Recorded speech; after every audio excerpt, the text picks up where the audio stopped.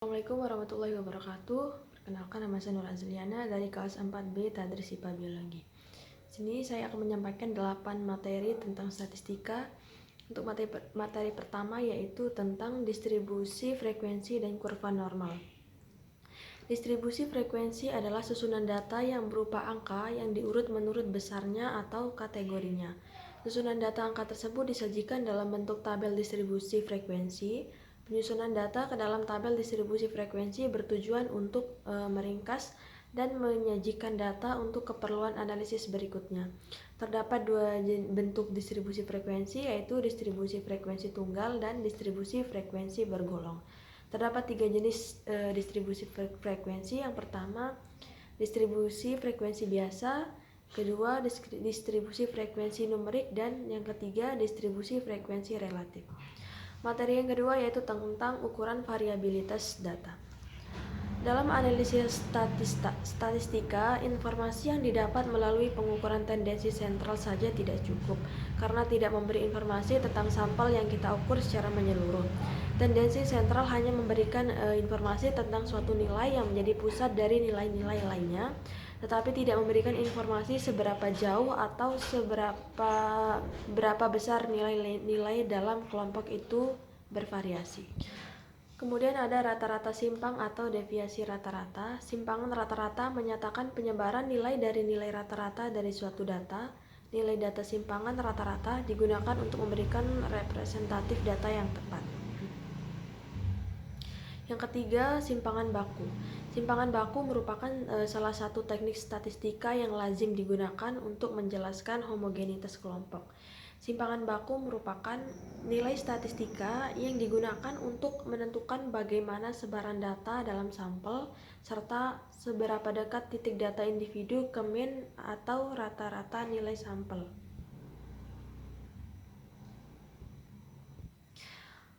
Materi ketiga yaitu tentang uji prasyarat statistik. Statistik merupakan sekumpulan angka untuk menjelaskan sesuatu, baik angka yang masih belum tersusun atau acak maupun angka-angka yang sudah tersusun dalam satu daftar atau grafik. Statistik juga dapat diartikan sekumpulan cara atau aturan tentang pengumpulan, pengolahan, analisis, serta penafsiran data yang terdiri dari angka-angka melalui hasil pengamatan.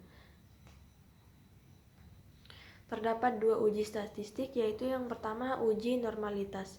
Uji normalitas merupakan suatu prosedur yang digunakan untuk mengetahui apakah data berasal dari populasi yang terdistribusi normal atau berada dalam sebaran modus. Distribusi normal adalah distribusi simetris dengan modus, mean dan median berada di pusat. Distribusi normal diartikan sebagai sebuah distribusi tertentu yang memiliki karakteristik berbentuk seperti lonceng jika dibentuk menjadi sebuah histogram. Yang kedua ada uji homogenitas. Uji homogenitas merupakan suatu prosedur uji statistik yang dimaksudkan untuk memperlihatkan bahwa 2 atau lebih kelompok data sampel berasal dari populasi yang memiliki varian yang sama. Yang pertama ada uji Bartlett. Digunakan untuk menguji apakah K sampel berasal dari populasi dengan varian yang sama K, sampel bisa berapa saja, karena biasanya uji Bartlett digunakan untuk menguji sampel atau kelompok yang lebih dari 2. Kemudian yang kedua ada uji linearitas. Uji linearitas bertujuan untuk mengetahui apakah 2 variabel yang mempunyai hubungan yang linear atau tidak secara signifikan. Uji ini biasanya digunakan sebagai prasyarat dalam analisis korelasi atau regresi linear. Materi yang keempat yaitu uji komparasi atau uji komparatif. Analisis komparatif atau analisis komparasi merupakan bentuk analisis variabel atau data untuk mengetahui perbedaan di antara 2 kelompok data variabel ataupun lebih. Teknik statistik yang digunakan dalam analisis komparasi ini adalah uji statistik, yaitu pengujian hipotesis komparasi. Analisis komparasi sering disebut juga uji signifikasi atau test of significance. Macam-macamnya terdiri dari 2, yaitu pertama penelitian non-hipotesis dan yang kedua penelitian berhipotesis. Kemudian terdapat analisis komparatif K-sampel berkolaborasi. Untuk analisis komparatif K-sampel berkorelasi untuk data nominal berkorelasi yang terdiri dari K-sampel. Analisis komparatifnya menggunakan uji KI, kuadrat K-sampel, dan uji Cochrane. Yang kedua, analisis komparatif K-sampel berkolaborasi untuk data ordinal. Untuk data ordinal berkolaborasi yang terdiri dari K-sampel, analisis komparatifnya menggunakan uji Friedman dan uji Tuohy-ANOVA. Dan yang terakhir, analisis komparatif K-sampel berkorelasi untuk data interval atau rasio. Untuk data interval atau rasio berkorelasi yang terdiri dari K-sampel, analisis komparatifnya menggunakan uji one-way ANOVA atau two-way ANOVA. Pembahasan yang kelima yaitu tentang uji F atau one-way ANOVA dan two-way ANOVA. Uji F statistik juga dikenal sebagai analisis variansi ANOVA, adalah metode statistik yang digunakan untuk membandingkan rata-rata antara lebih dari dua kelompok atau perlakuan. Uji F statistik biasanya digunakan untuk menguji apakah terdapat perbedaan yang signifikan antara rata-rata kelompok-kelompok tersebut. Uji F bertujuan untuk mencari apakah variabel independen secara bersama-sama atau simultan mempengaruhi variabel dependence. Uji F dilakukan untuk melihat pengaruh dari seluruh variabel bebas secara bersama-sama terhadap variabel terikat. Tingkatan yang digunakan adalah sebesar 0,5 atau 5%. Jika nilai signifikan F kurang dari 0,05, maka dapat diartikan bahwa variabel independen secara simultan mempengaruhi variabel dependen ataupun sebaliknya. Pembahasan yang keenam yaitu tentang uji korelasi dan regresi. Korelasi adalah teknik statistik yang digunakan untuk menguji ada atau tidaknya hubungan serta arah hubungan dari dua variabel atau lebih. Korelasi merupakan teknis analisis yang termasuk dalam salah satu teknik pengukuran asosiasi atau hubungan. Kemudian pengujian korelasi. Besarnya reliabilitas RxY sangat tergantung pada besarnya sampel N. Jadi RxY sama dengan 0,6 dari 10 sampel tidak memiliki reliabilitas yang sama dengan RxY sama dengan 0,6 yang diperoleh dari 100 sampel. Reliabilitas RxY akan makin bertambah dengan bertambahnya jumlah sampel. Untuk RxY sama dengan 0, maka secara teoretik diketahui bahwa variabel acak RxY itu akan menyebar mengikuti distribusi normal dengan nilai rata-rata, error xy sama dengan 0 dan ragam var RxY.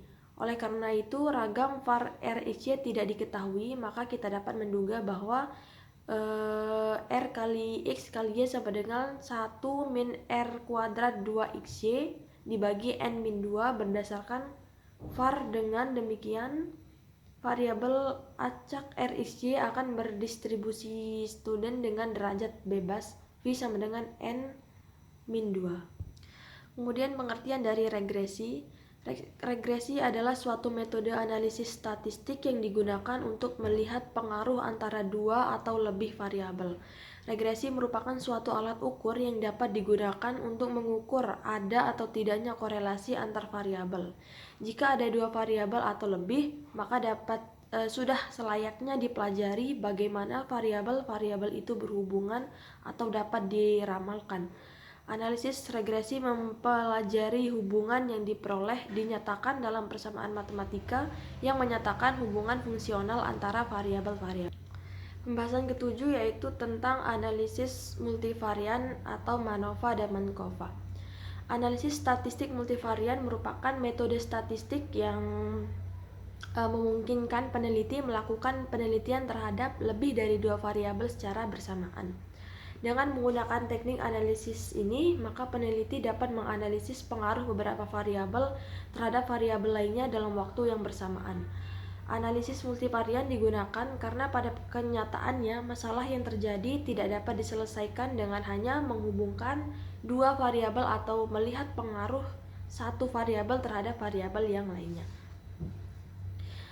MANOVA adalah teknik statistik yang dapat digunakan untuk mengeksplor hubungan di antara beberapa variabel independen yang bersifat kategorikal atau biasanya disebut perlakuan dan dua atau lebih variabel independen matriks. MANOVA merupakan perluasan dari ANOVA.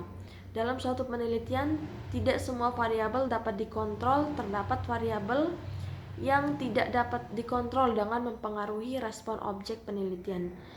Variabel tersebut disebut variabel konkomitan atau kovarian.